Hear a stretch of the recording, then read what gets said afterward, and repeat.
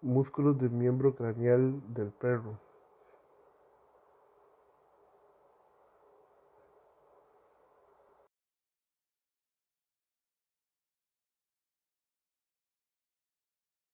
En esta región tenemos los músculos que se encuentran relacionados con la región cervical. Inicialmente tenemos el músculo brachiocefálico, el cual cumple la función de extender el hombro y la flexión lateral del cuello. Se origina en la inserción clavicular y se inserta en el proceso mastoideo del cráneo. El lomo transverso se origina en el acromio de la escápula y se inserta en las alas del atlas. Su función es la extensión del hombro. Serrato ventral cervical. Tiene como origen el proceso transverso de la vértebra cervical 3 y su inserción es el dorso medial de la escápula. La función es mover la escápula hacia craneal. Pectoral superficial. Se origina en la primera esternebra, llamada manubrio, y se inserta en el tuberco mayor del húmero. Tiene función abductor del miembro anterior. Ahora veremos los músculos de la región del hombro.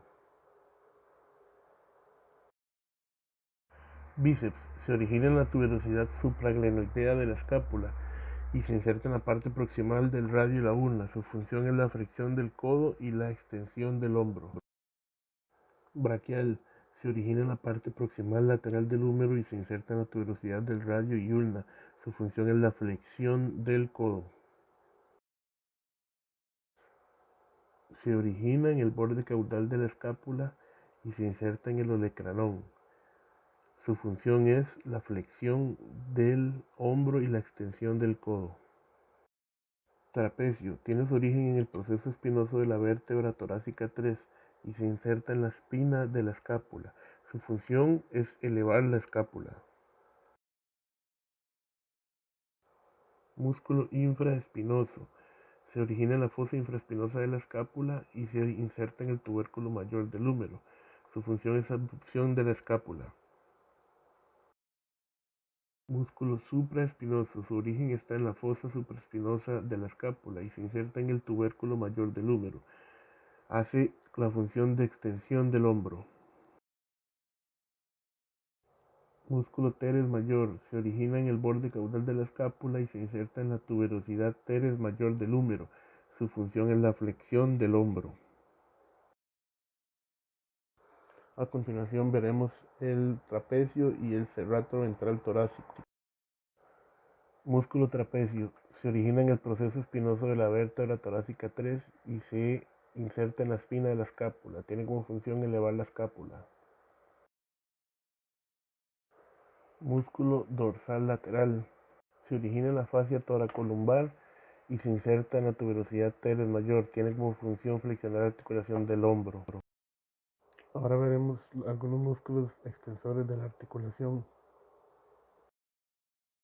Extensor carporadial. Tiene su origen en la cresta supracondylar lateral del húmero y su inserción en el extremo proximal de los metacarpos.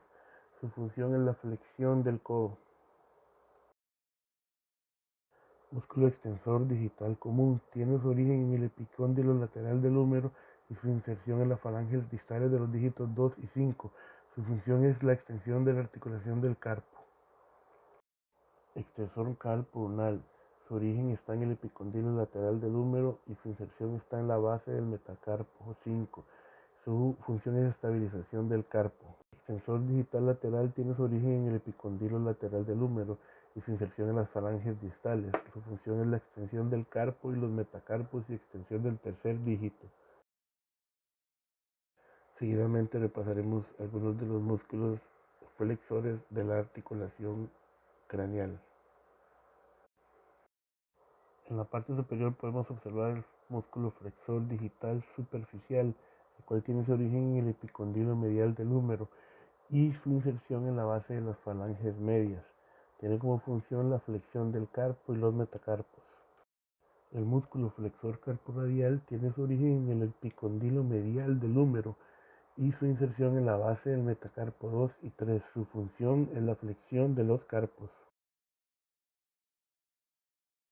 Y el músculo flexor digital profundo que podemos observar en la parte inferior tiene su origen en el epicondilo medial del húmero y su inserción en el tubérculo flexor de la falange distal. Su función es flexionar los carpos, metacarpos y los dedos.